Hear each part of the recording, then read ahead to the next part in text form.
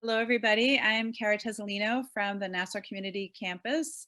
I am an ESL instructor and also the COIL coordinator at our campus, and I'll let my colleagues introduce themselves.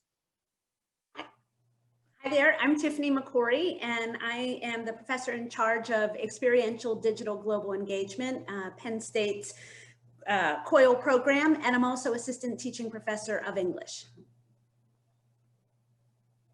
Hello, everyone. My name is Osvaldo Sousa Jr.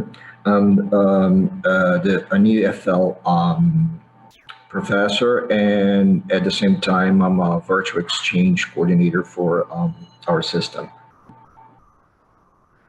We are very much missing our colleague Ana Cristina, who is taking a very well-deserved vacation, and she started our presentation with her research about translanguaging. So Hope, could you move to the next slide, please? Absolutely. Thank you. These are the different terms that we use at our respective colleges and universities. I think for these purposes, in each of our presentations, we'll just use the term that is most familiar to us. And you'll see that we'll move from these different terminologies throughout our presentation. Next slide, please. We are so lucky to be followed by colleagues talking about this very topic, translanguaging. And again, in Ana Cristina's absence, we just want to acknowledge and value her contribution, but also save the specifics of translanguaging for our colleagues who will be doing a presentation after this. So this is just a little acknowledgement to the work that she has done, Ana Cristina, and that she talked about back in September during our presentation for IVEC. We hope that the presentation will be shared in written form, I believe, in an upcoming journal post-conference presentation. So that will be something to look forward to. Next slide, please. Okay. Okay, take it away, Tiffany. Great, thank you so much, Cara. So the Department of Agriculture and Plant Production at Saken Safulin Agrotechnical University in Kazakhstan, or Kazatu for short, now uses virtual exchange, or EDGE, to teach English for academic purposes in a first year's master's course that was launched last year in January of 2020. So the aim of the course, English for academic purposes, is formation of students' foreign language communication competencies, as well as the formation of the competencies that are necessary for using English in educational, scientific, and professional activities. So our two virtual exchange projects served as an element of support for bolstering students' English language proficiency. So I teamed my 18 undergraduate Penn State business writing students with Professor Aijan's 6 graduate students in their agronomy program for our two EDGE projects. Next, please. So though Professor Aijan's students were required to have knowledge of basic English and be fluent in spoken English, they were often very self-conscious about their English speaking ability. So we organized our groups into 3 working groups with Professor Aijan assigning as group leaders her students with the highest level of English proficiency. And I know that this was something that Ana Cristina had mentioned in her presentation, and that was on the previous slide. And so the student groups used WhatsApp, and you can do the next slide, Hope, thank you so much. The student groups used WhatsApp as a tool for communication, and it allowed both Kazatu students and Penn State students to use tools such as Google Translate when necessary. It also gave the Kazakh students an opportunity to practice their English writing skills related to their course topics. So what we did is we avoided creating projects that required intensive writing while satisfying my global learning objective, which is stated here. So pictured here is What's on Your Plate video project, for which each team selected either breakfast, lunch, or dinner, and they interviewed 10 students, so 5 students from each institution. about their food choices. And then we hosted a Zoom session to view the videos together. Additionally, CASA 2 students did a poster presentation analyzing the nutritional value of the food choices, and this satisfied their course learning objectives. And this session allowed the CASA 2 students to practice their English presentation before presenting to our class. So they were able to test their performance with both peers as well as their instructor. And then the Zoom session allowed them to practice engaging in English discussion and answering questions from their American partners. Next, please. So our second project, English slang expression, was held 2 weeks later, and it was particularly fascinating. CASA 2 students researched English slang expressions, and when presented with an English slang expression, respondents in their survey were asked to indicate if they had heard the term, indicated by the blue column, if they had understood the term, indicated by the red column, and if they used the term, indicated by the orange column. And the top 5 terms that were all heard, understood, and used were fast food with 91.2%, easy with 86%, respect and spoiler were tied at 82.5%, and OMG, which seems to be universal, with a 78.1%. Next, please. So Kazakh students primarily learn English slang from American music, movies, and social media. Isn't that terrifying? And they compiled a list of such English slang expressions, and then they shared their perceived meaning of those expressions and then tested the accuracy with Penn State students. And it was a lively and educational discussion. So Penn State students were tasked with sharing English slang expressions that had not been addressed by their Kazakh peers.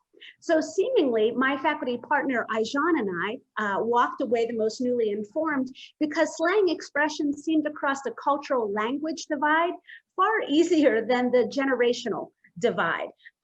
So that was interesting. And it was also interesting that sometimes during our Zoom session, and you can see that like a screen capture of that in the upper right-hand corner, you could see CASA 2 students would turn off their microphone and discuss among themselves and then turn the microphone on and formulate an English response. So these EDGE projects gave Kazakh students additional opportunity to practice their spoken English with native English speakers while receiving additional support from their instructor and peers.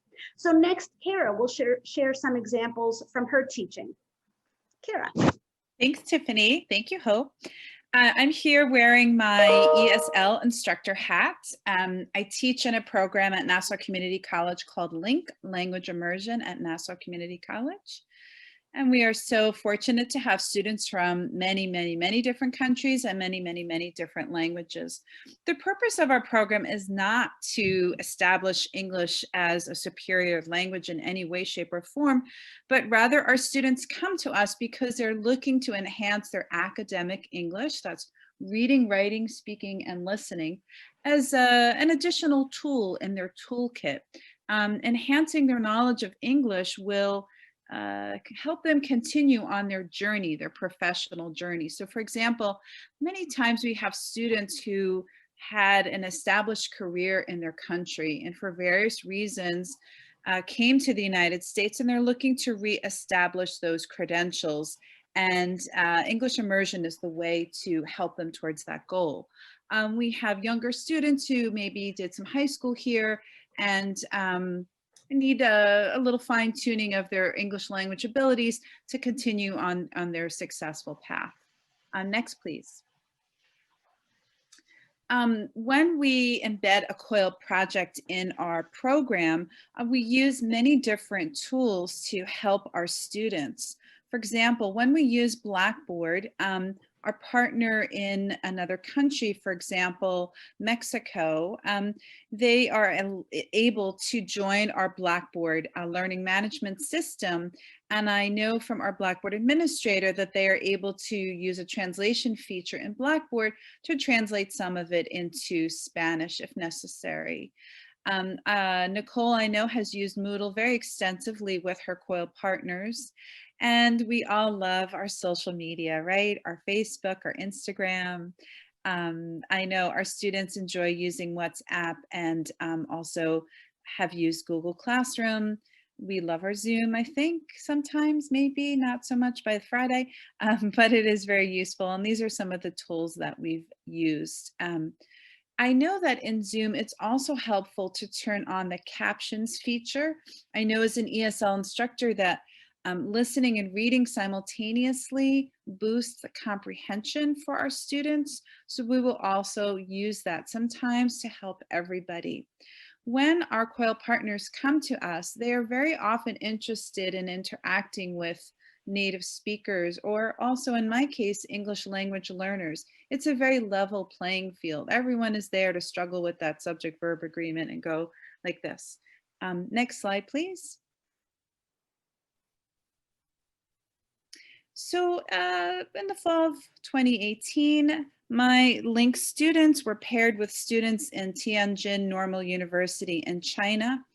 The students in my class were beginning English language learners, and so this was an opportunity for them to engage in some translanguaging. The dominant language in the class at that time was Spanish. And so in the groups that my partner and I set up, the students would sometimes translate the assignment into Spanish and then translate it back into English. It's not something as an English immersion program that we look for in the higher levels, but that is understandable in the very beginning level. And when you think about doing a COIL project and you're doing it in, you know, not your first language, the added challenges really can multiply. So we want the students to be successful in this situation. And so we had the students doing translation certainly in Spanish and English, and also in Chinese and English. To help reach our learning objectives in my class, we started with some reading and writing practice and emails, followed by some cultural questions and recognizing cultural similarities and differences, and then a FaceTime activity to support speaking and listening. Next, please. I would say by far the most energetic, synergistic, exciting class ever at 8 a.m. in the morning in New York was this opportunity to do a Skype with the students in China who stayed up late, including their instructor. These are the students in my classes. Their smiles are genuine. They didn't know I was taking their picture at the time. What I think was so extra enjoyable was that the students in this group would call out to the students in another group and say, come and meet my friend Jan. She's in the Skype right now. And then the other students would come over and say hi. And there was just so much language going on and excitement going on. And it was just a wonderful thing to see them feeling so confident and being able to call on the first language if necessary to sort of boost that confidence in this COIL environment. So when faculty come to me and say, oh, you know, I'm not really sure if I can COIL marketing or fashion, I say, listen, if students for whom English is not their first language and they're very, very beginning level can bring this sort of enthusiasm and excitement and success, I'm pretty sure that marketing and fashion students can do it as well. Next, please. Okay, now we are ready for Osvaldo. Thank you. Thank you, Karen. So I'm going to speak from the perspective of a coordinator and try to emphasize the importance of having applied linguists and language professors in your projects, in your teams. So I'll show you 4 arguments that you can see in this slide. The first one being that language professors have language expertise. And second, they have more training on pedagogical matters than most content area professors, so they can offer cross-pedagogical support. Third, language teachers understand that intercomprehension and translanguaging as school ideas and not a result of confused bilingual speakers. And fourth, language professors, based on their linguistic and intercultural background, they can add color to very dry procedural conversations and help foster long-lasting COIL partnerships. Next slide, please.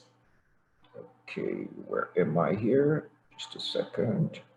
Here, yes. Okay. Um, how does the language teacher's expertise help COIL collaborations?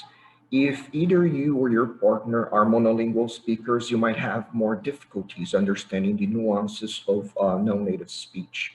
In my case, if you are a native speaker of English, and again, this is a very controversial issue, and I think our next speakers are going to talk about that. You're probably listening to a certain nasalization pattern that I carry out from Portuguese. Depending on the native speaker's ability to adapt to non-native patterns, communication can be either hampered or the native speaker can come out of the meeting with the famous interrogation mark. Why can't this person learn how to use the verb to be? He always says we, is, and that disturbs me so much. Again, there's a lot of processing going on if you are a bilingual or a trilingual person. My picture here shows that this is just the tip of the iceberg. No-native discourse works in different patterns. No-native speakers might not go straight to the point, so they might be asking yourself, what's the bottom line of this conversation? And the same goes to cultural behavior. I have a very good friend who happens to be here in our conversation who says, you are too polite. You have to say it right to the person's face. And that's the tip of the second iceberg. When you're interacting with a person from a different background, it's very hard to know if that unusual behavior is part of your partner's cultural background, of their own personality. Then the language professor can help you identify some of these traits, and to quote an ancient rock band, the Clash, you might have an answer to the question, should I spend more time on this partnership with this odd fellow, or should I work a bit harder because there's something good in it for our students? Hope, next slide, please. As I mentioned before, language teachers are more familiar with pedagogical approaches than most of their content area peers. So when you are negotiating a COIL collaboration, language teachers sometimes can offer interesting insights on pedagogical matters. Here is a picture. You can see, in an exaggerated form, but somehow real perspective of an American syllabus and a Brazilian syllabus. Very often, my professors think of their syllabi as tablets, clay tablets, as compared to the complexity of most American syllabi. Some syllabi seem too complex to understand, while some others seem to lack information. And here are some of the things that I often hear. The American professor will say, okay, my students need more context, or our school requires us to do it this way. And the Brazilian professors will say, well, this is the way we do it here. Our students are more used to listening to the professor than reading the syllabi. So there's a lot of conflict in that aspect. Hope, next slide, please. Intercomprehension and translanguaging are important strategies employed in cross-cultural interactions, and our next speakers will detail this concept. For those of you who are not familiar with this aspect, Portuguese and Spanish, for example, are mutually understandable languages under certain circumstances. I'll not say that's at all times, but sometimes so that we can have a third language called Portuñol. So we think we're speaking Spanish, the Spanish speakers think they're speaking Portuguese, so we create Portuñol. To the point and as I said, sometimes we're not sure if we're speaking Portuguese, Spanish, or Portuñol. The slide shows part of my interactions with a Spanish speaker partner in Chile. The slide on the left shows an example of intercomprehension. I understand Spanish and she understands Portuguese. It allows both of us to express more fluently and helps both of us to share the burden of writing in a foreign language. It takes me twice the time to write in a foreign language, even being fluent in it. The slide on the right shows examples of translanguaging, where both speakers share the two languages. So these two languages, the both languages here are imbricated into one another.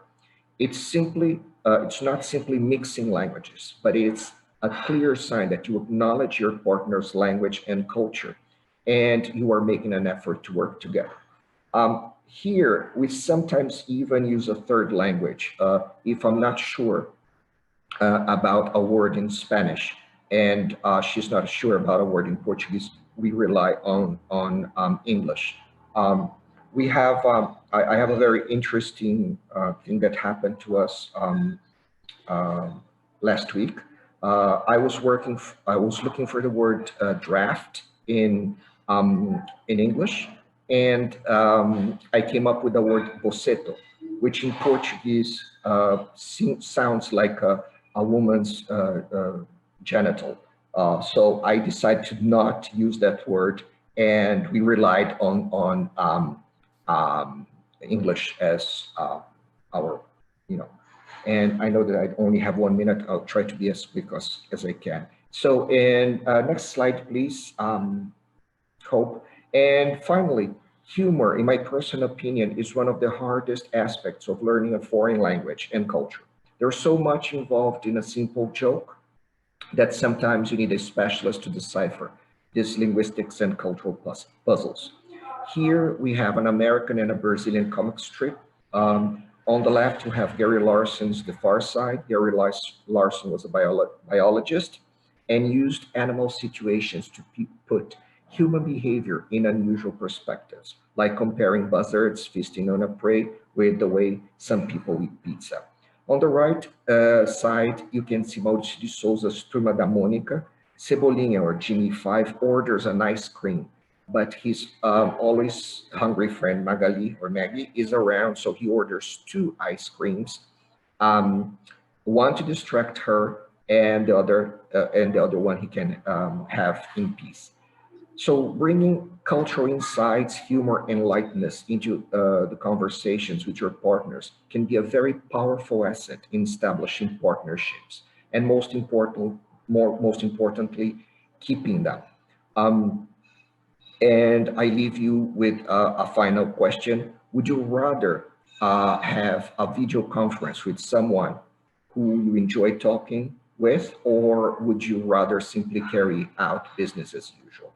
And as as both Kara, Tiffany, and I have to leave this wonderful event, please feel free to contact us via email. And thanks to the Virtual Exchange Coalition and SUNY Coil Center for inviting us.